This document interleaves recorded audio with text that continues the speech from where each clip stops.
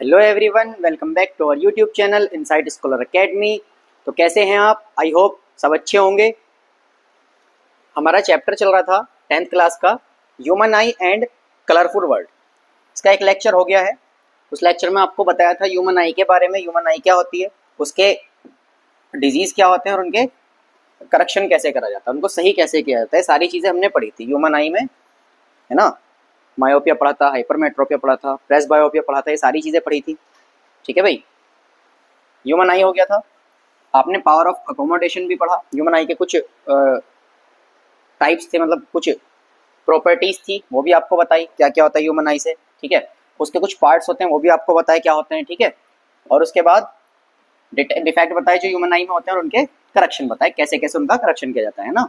Myopia में कौन सा लेंस यूज होता है, हाइपरमेट्रोपिया में कौन सा लेंस यूज होता है। ठीक है, ये सारी चीजें आपने पढ़ी थी। नेक्स्ट टॉपिक हमारा क्या है भाई? प्रिज्म है, और इसमें हम कवर करने वाले हैं रिफ्लेक्शन थ्रू प्रिज्म। ठीक है, dispersion of light, atmospheric pressure, scattering of light, Tyndall effect, phenomena due to atmospheric pressure. काफी सारी चीजें हैं, है ना। प्रिज्म का भी यूज होता है कुछ फिनोमिना में, कुछ फिनोमिना प्रिज्म से होते हैं, कुछ एटमॉस्फेरिक प्रेशर से होते हैं। तो बहुत सारी चीजें इसमें हमें कवर करनी है।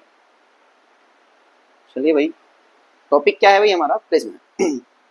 प्रिज्म क्या होता है? प्रिज्म एक ग्लास का बना हुआ पार्ट होता है जो किससे बनता है? दो रेक्टेंगुलर बेस होते हैं जिसमें, और दो ट्राइंगल बेस होते हैं और तीन रेक्टेंगुलर लेटरल सरफेस होते हैं। अगर आप देखोगे प्रिज्म कैसा होता है तो आपको दिखाई देगा इसमें तीन बेस होते हैं। कौन से? Rectangular basis.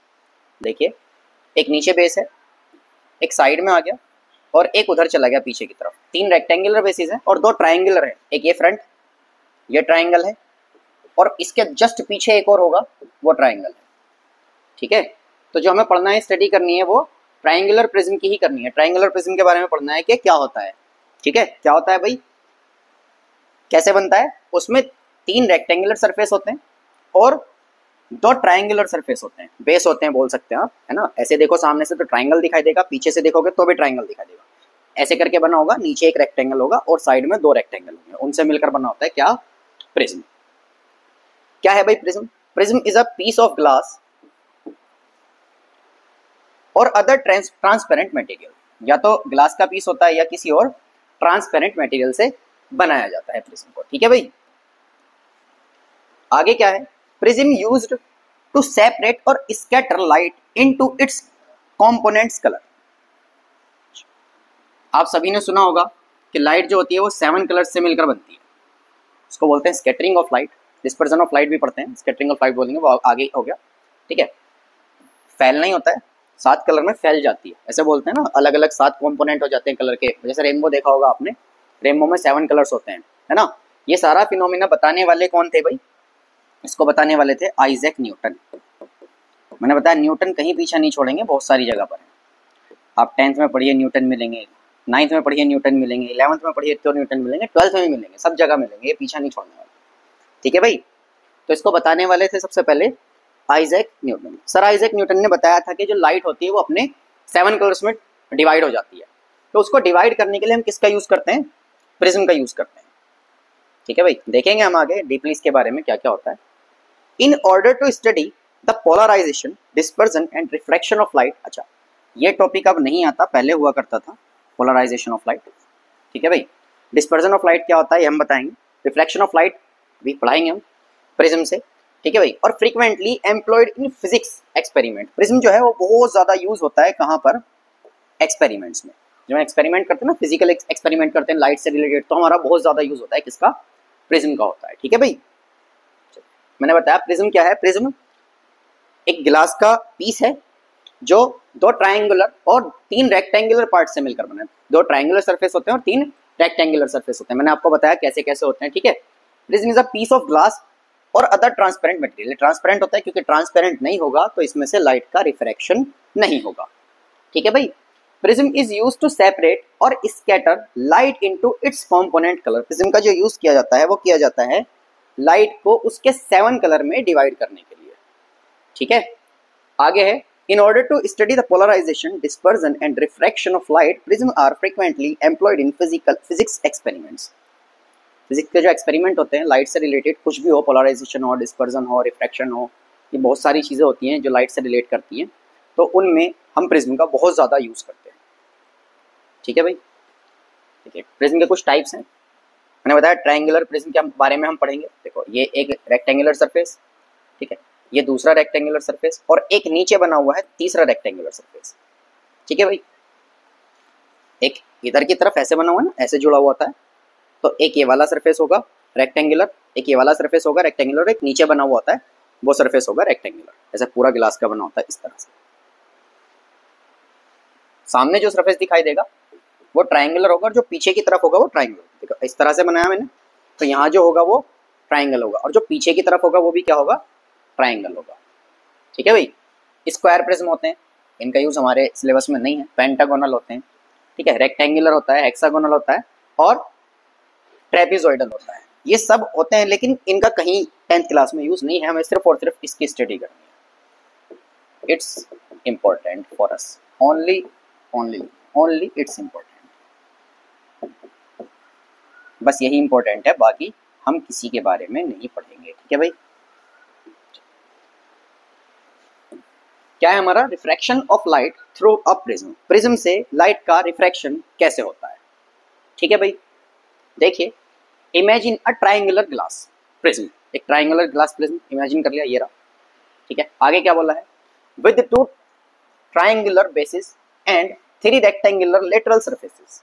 2 ट्रायंगुलर बेसिस हैं, 3 रेक्टेंगुलर सरफेसेस हैं, जैसे मैंने अभी बताया। ठीक, ये इंपॉर्टेंट पॉइंट्स हैं भाई, याद रखने के। The angle between these surfaces are called angle of prism. देखिए ये हमारा प्रिज्म है, अब ये इस तरह से जुड़ा हुआ है, तो इन सरफेसेस को जोड़ने पर जो एंगल बना यहाँ पर, ये कौन सा एंगल होगा भाई, एंगल ऑफ प्रिज्म होगा। कौन सा होगा भाई, एंगल ऑफ प्रिज्म होगा। कितने डिग्री होता है, 60 डिग्री होता है।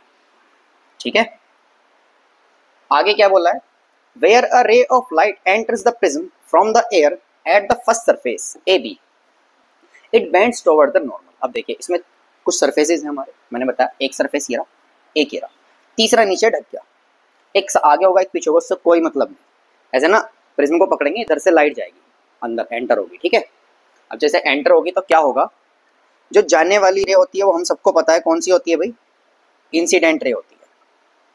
ठीक है, जब रिफ्रैक्शन होता है, जो रे हमारी 2 मीडियम के बीच में या एंगल ऑफ इंसिडेंस पर पड़ती है स्टार्टिंग में, तो उसको क्या बोलते हैं भाई, इंसिडेंट रे बोलते हैं। इंसिडेंट रे बोल सकते हो, बीम बोल सकते हो, बात वही है। ठीक है भाई, क्या बोलते हैं, इंसिडेंट रे बोलते हैं। ठीक है, इंसिडेंट रे है। अब हम सबको पता है यहाँ पर नॉर्मल होगा। ठीक है, क्या पता है हम सबको, यहाँ पर एक नॉर्मल होगा। अब जैसे इंसिडेंट रे गई है, इंसिडेंट रे को जाने के बाद क्या हुआ, रिफ्रैक्शन हो गया, और इंसिडेंट रे और रिफ्रैक्शन होने वाले के बीच में नॉर्मल होता है। ये रहा एन, और एन डैश क्या है यहाँ पर, नॉर्मल है।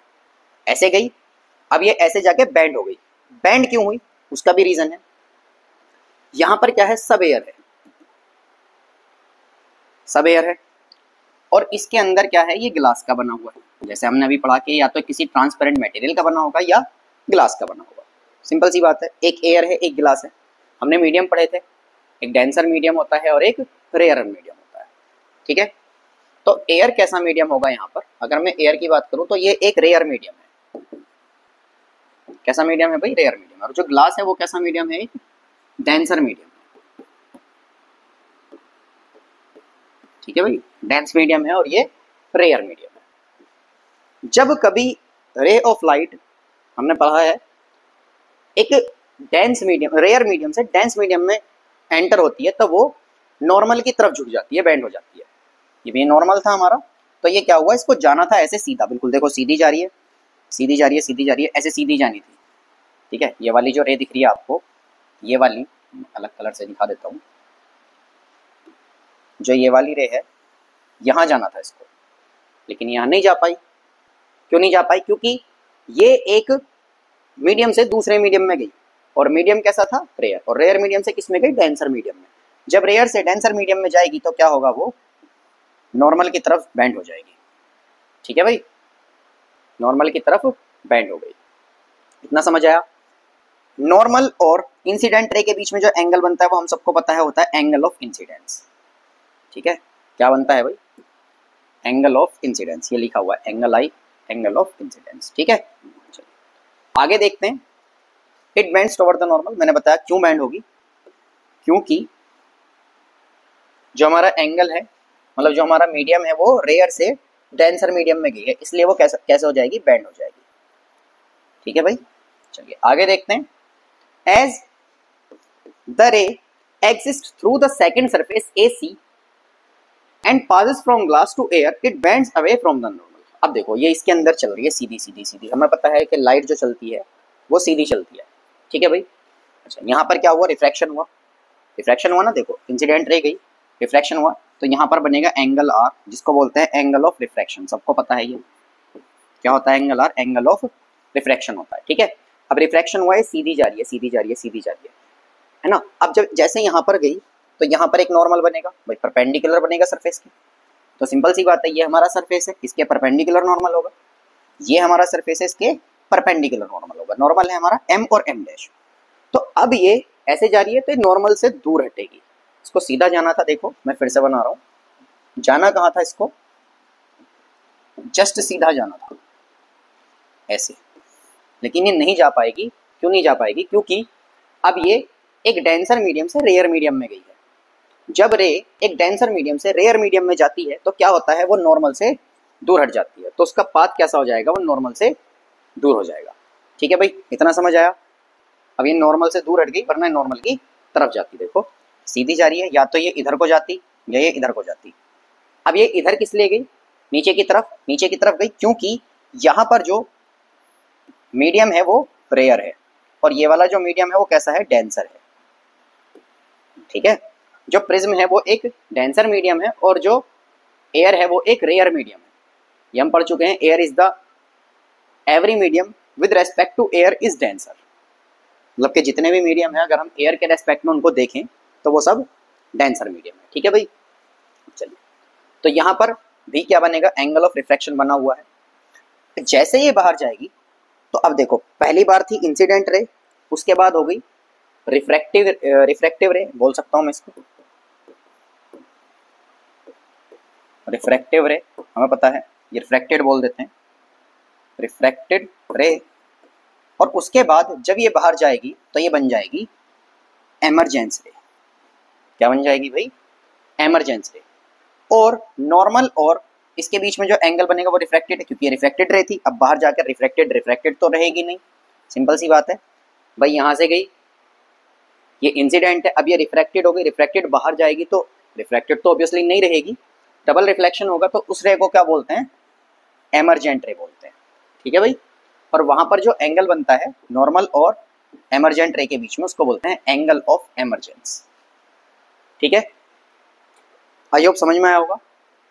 अब जो हमारे दो नॉर्मल थे, या मैं बोल सकता हूँ एंगल ऑफ एमरजेंस था, एंगल ऑफ एमरजेंस हमारा एक और एंगल बनाता है जिसको बोलते हैं angle of deviation incident ray के नॉर्मल के साथ। देखिए देख लेते हैं। Due to the unique shape of the prism, the emergent ray deviates at an angle from the original incident ray. देखो ये ओरिजिनल इंसिडेंट रे सीधी जा रही है, सीधी जा रही है ऐसे।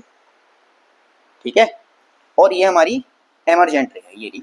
इसके साथ में यहाँ पर इसने एक एंगल बनाया जिसको क्या बोलते हैं? एंगल ऑफ डेविएशन बोलते हैं। क्या बोलते हैं भाई?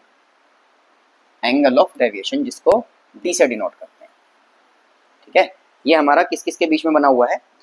ओरिजिनल इंसिडेंट रे के और एमरजेंट रे के बीच में बना हुआ एंगल क्या कहलाता है? एंगल ऑफ डेविएशन कहलाता है।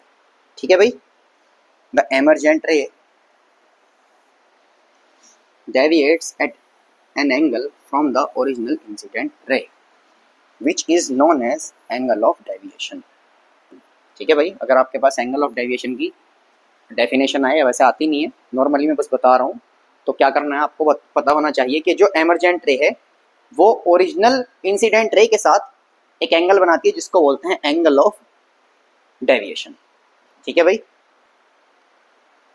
उसके बाद देखो विच denotes angle D at the scenario. आपको सब दिख रहा है, मैं फिर बता रहा हूँ क्या होता है।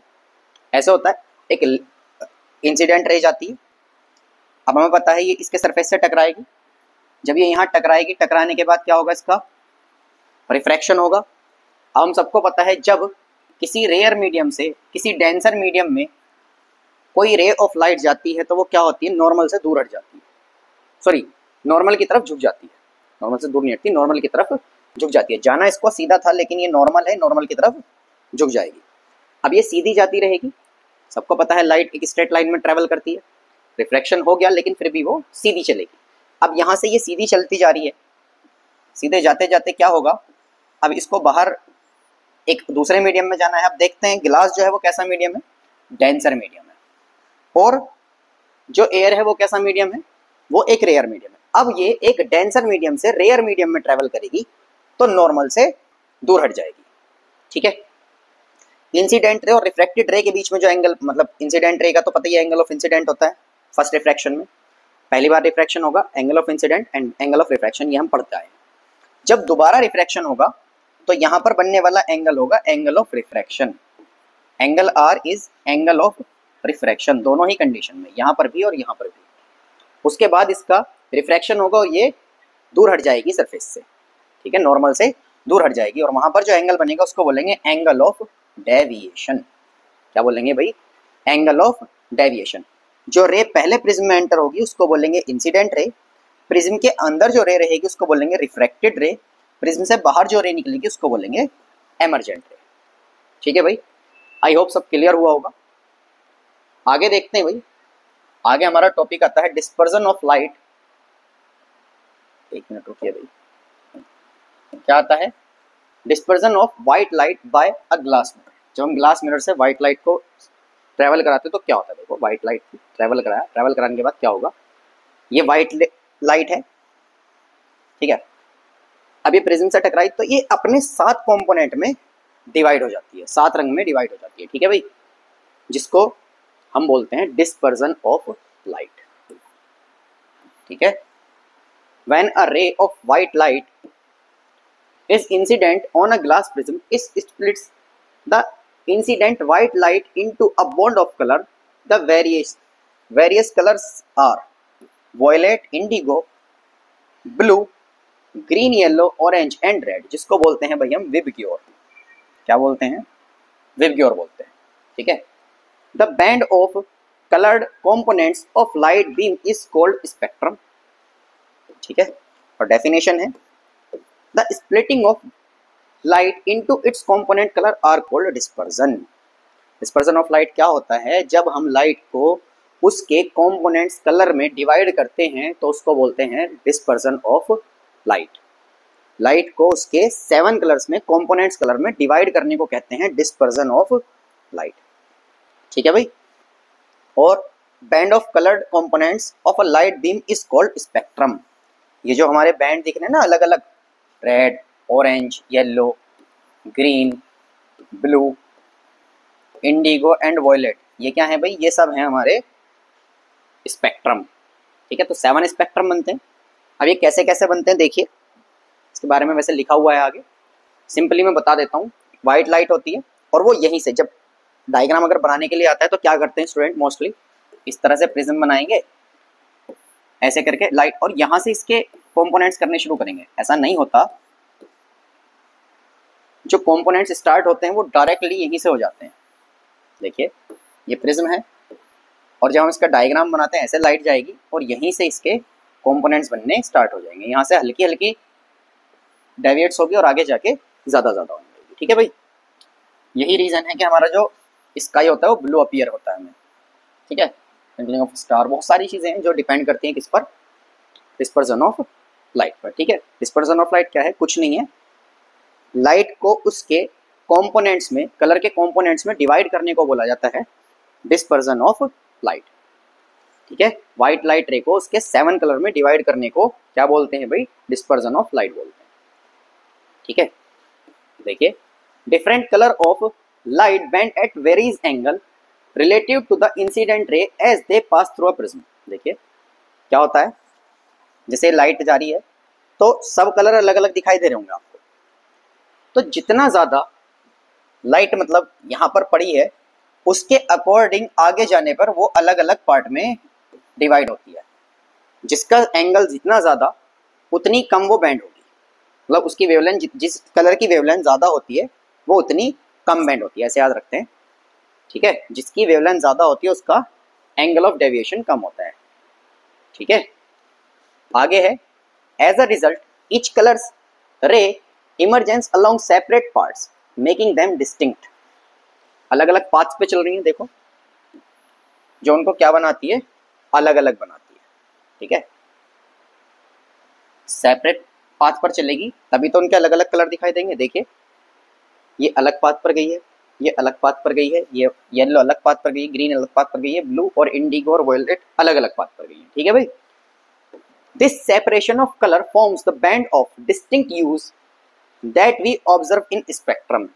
जब हम स्पेक्ट्रम देखते हैं तो अलग अलग यूज होते हैं लाइट के, ठीक है, कलर के, जिसकी वजह से उनको सेपरेशन अलग अलग करा जाता है। इतना ज़्यादा कुछ इंपॉर्टेंट नहीं है। आगे है विबग्योर।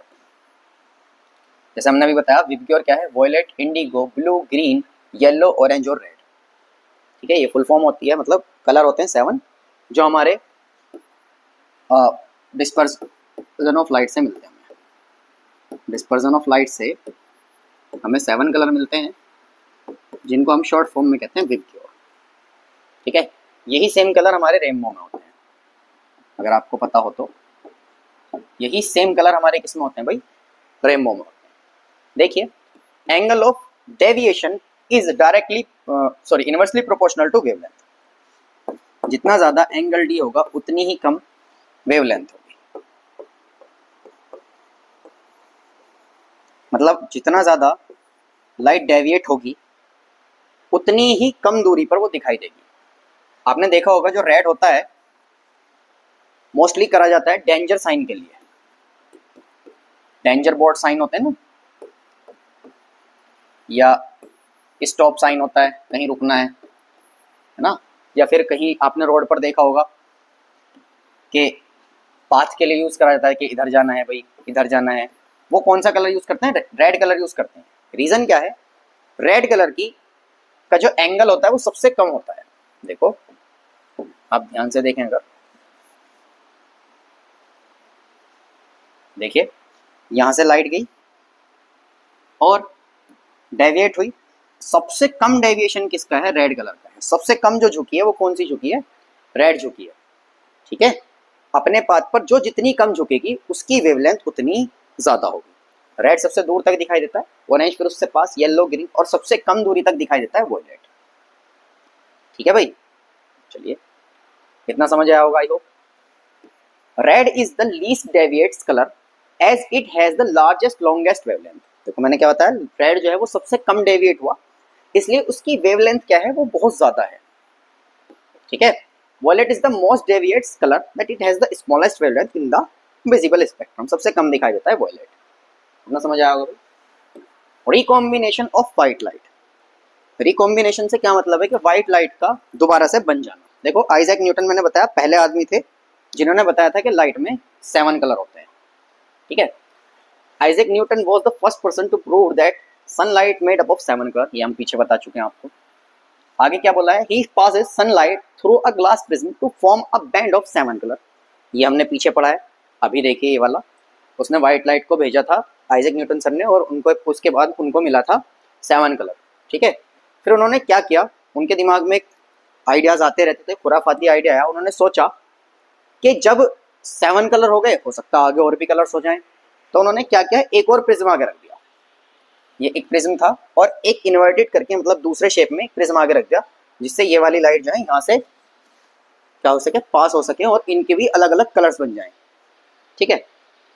तो क्या किया उन्होंने, देखो, he tried to split the 7 further by putting another prism ahead of the prism forming spectrum, but he failed to obtain more colors। लेकिन और कलर नहीं मिल पाए, क्योंकि लाइट में सिर्फ और सिर्फ 7 ही कलर्स होते हैं जो हमें नेचुरली मिलते हैं। बाकी कलर हम देखते हैं, लेकिन 7 नेचुरल कलर्स होते हैं जो रेनबो में भी होते हैं हमारे, ठीक है।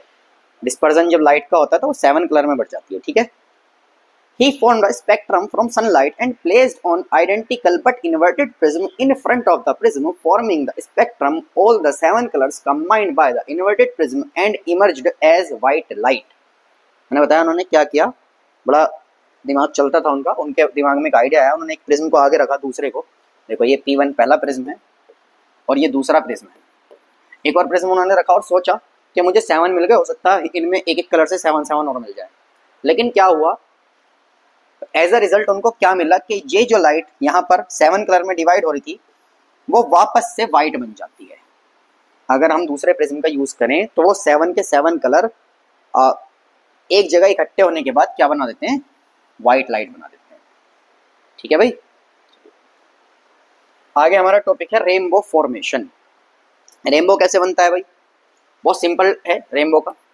A rainbow is a natural spectrum that appears in the sky following a rain shower। जब रेन होती है उसके बाद रेनबो दिखता है। आपने कभी बिना रेन के रेनबो नहीं देखा होगा, ठीक है, अगर दिखता भी है तो वहां रेन हो रही होगी जहां से वो बना है, ठीक है। It forms when sunlight is dispersed by tiny water droplets in the atmosphere. जब रेन होती है तो क्या होता है, छोटे छोटे वाटर के ड्रॉपलेट्स रह जाते हैं और उनसे लाइट का रिफ्रैक्शन होता है, 7 कलर में वो डिवाइड होती है। देखिए वो अपने 7 कलर में डिवाइड होती है, ठीक है। A rainbow always appears in the direction opposite to the sun. जिधर सन होगा उससे अपोजिट डायरेक्शन में होगा, ऑब्वियसली होगा भाई। देखो सन से लाइट आ रही है तो रेनबो तो इधर ही बनेगा ना। अगर सन इधर है तो रेनबो किधर बनेगा, इधर बनेगा, सन इधर होगा, ठीक है भाई। आगे क्या है, the water droplets act as a small prism. Prism की तरह डिवाइड, अगर हमें डिस्पर्जन करना है लाइट का तो प्रिज्म तो चाहिए, ठीक है, तो वो as a prism role play करते हैं, ठीक है। Refracting and dispersing the incoming sunlight, reflecting it inside the droplets and then refracting it again as it exist. देखो क्या होता है, वो ड्रॉपलेट्स में जाती है, ऐसे ड्रॉप होती है, यहाँ से रह गई, उसके बाद यहाँ से वो अपने कलर में डिवाइड होनी शुरू हो जाती है 7 कलर में, ठीक है भाई। एज अ रिजल्ट जो क्या बनता है बाद में, जिससे हमें मिलता है एक rainbow. This process of light dispersion and internal reflection result in various colours. वही जो हमने बताया, वेरियस कलर कितने होते हैं, 7 होते हैं, वही 7 विबग्योर जो हमने अभी पढ़े हैं। विजिबल टू द ऑब्जर्वर, अलग अलग कलर में हमें देखने में वो फील होते हैं, ठीक है भाई। एटमॉस्फेरिक रिफ्रैक्शन इंपॉर्टेंट टॉपिक है। Atmospheric refraction is the bending of light as they pass through the Earth's atmosphere। ये इंपॉर्टेंट क्यों है भाई, क्योंकि इससे हमें नेचुरल फिनोमिना पढ़ने, बहुत सारे स्टार क्यों ट्विंकलिंग करते हैं, है ना, स्टार हमें क्यों ज़्यादा हाइट पर दिखाई देते हैं, बहुत ज़्यादा दूर दिखाई देते हैं, है ना, और हमारा जो प्लैनेट्स हैं वो क्यों नहीं चमकते, है ना, सारी चीज़ें ट्विंकलिंग क्यों नहीं करते, वो सारी चीज़ें हम यहाँ पर पढ़ने वाले हैं एटमॉस्फेरिक रिफ्रैक्शन में। Atmospheric refraction is the bending of light as they pass through the Earth's atmosphere। आप सभी को पता है अर्थ का जो एटमॉस्फेयर है वो अलग अलग लेयर्स से मिलकर बना है, बहुत सारी लेयर्स होती हैं, उनसे मिलकर बना है हमारा अर्थ का एटमॉस्फेयर। अब क्या होता है, जब एक लेयर पर जाकर किसी एक लेयर पर जाकर लाइट पड़ती है तो उससे एज अ रिजल्ट क्या मिलता है हमें, वो रिफ्रैक्ट होती है, फिर दूसरी लेयर पर जाती है, फिर रिफ्रैक्ट होती है, फिर तीसरी पर जाती है, फिर रिफ्रैक्ट होती है। तो मतलब जितनी भी लेयर्स होती हैं उन सबसे वो रिफ्रैक्शन उसका होता रहता है कंटिन्यूसली, ठीक है। उसको क्या बोलते हैं, एटमॉस्फेरिक रिफ्रैक्शन बोलते हैं। This happens because the atmosphere layer have different optical densities. ये भी बात सही है, कुछ लेयर्स जो होती हैं वो हॉट होती हैं और कुछ लेयर्स जो होती हैं वो कोल्ड होती हैं, है ना, कुछ हॉट होती हैं कुछ कोल्ड होती हैं लेयर्स, ठीक है भाई। तो क्या होता है, इनकी डेंसिटीज अलग अलग होती हैं, डिफरेंट डेंसिटीज होती हैं। जो सबसे ऊपर लेयर है वो ठंडी है, फिर नीचे आएंगे और गर्म हो जाएगी, फिर नीचे आएंगे और गर्म हो जाएगी। जहां हमें ये लेयर गर्म है ऊपर जाएंगे इससे ठंडी लेयर मिलेगी, तो डेंसिटी अलग अलग होती है। तो कभी ऐसे कभी ऐसे कभी ऐसे, इस तरह से लाइट आगे जाती है, ठीक है भाई। चलिए एग्जाम्पल, अभी मैंने बताया, देखिए एग्जाम्पल में क्या है, the star twinkles due to the atmospheric refraction of sunlight. The star twinkles as a result of the atmospheric refraction of sunlight। जो स्टार चमकते हैं वो किस लिए चमकते हैं, क्योंकि उनका रीजन होता है एटमॉस्फेरिक रिफ्रैक्शन। देखो स्टार से बहुत दूर से लाइट आ रही है, फिर हमारे अर्थ के एटमॉस्फेयर में एंटर करेगी, एंटर करने के बाद उसका रिफ्रैक्शन होगा, फिर दूसरी लेयर में रिफ्रैक्शन होगा, फिर तीसरी लेयर में रिफ्रैक्शन होगा, फिर चौथी में होगा। इस तरह से रिफ्रैक्शन होने के बाद हमारी आंखों पर वो चमकेगी, तो हमें उसका जो पाथ होगा कुछ इस तरह से उल्टा सीधा सा दिखाई देगा। ठीक है, कभी ऐसे चली गई, फिर ऐसे आ गई, फिर ऐसे आ गई, फिर ऐसे आ गई, फिर ऐसे आ गई, तो जो उसका पाथ है ना वो हमें क्या दिखाई देता है, उल्टा सीधा सा दिखाई देता है। मतलब सीधा सीधा नहीं होता वो, जो हमारे अर्थ के लेयर्स हैं उनसे रिफ्रैक्शन हो के आगे आती है। मतलब अपने जो उसका पाथ था सीधा आना था उसको, लेकिन क्या हुआ वो ऐसे बैंड हो कर आई। ठीक है भाई, तो इसको क्या बोलते हैं, इसी वजह से हमें दिखते हैं स्टार ट्विंकल करते हैं। ठीक है, आई होप भाई आज का टॉपिक सभी को समझ आया होगा। आज के लिए इतना ही। वीडियो को शेयर कीजिए, चैनल को सब्सक्राइब कीजिए और वीडियो को ज़्यादा से ज़्यादा लाइक कीजिए। मिलते हैं अगले लेक्चर में, तब तक के लिए अल्लाह हाफिज़।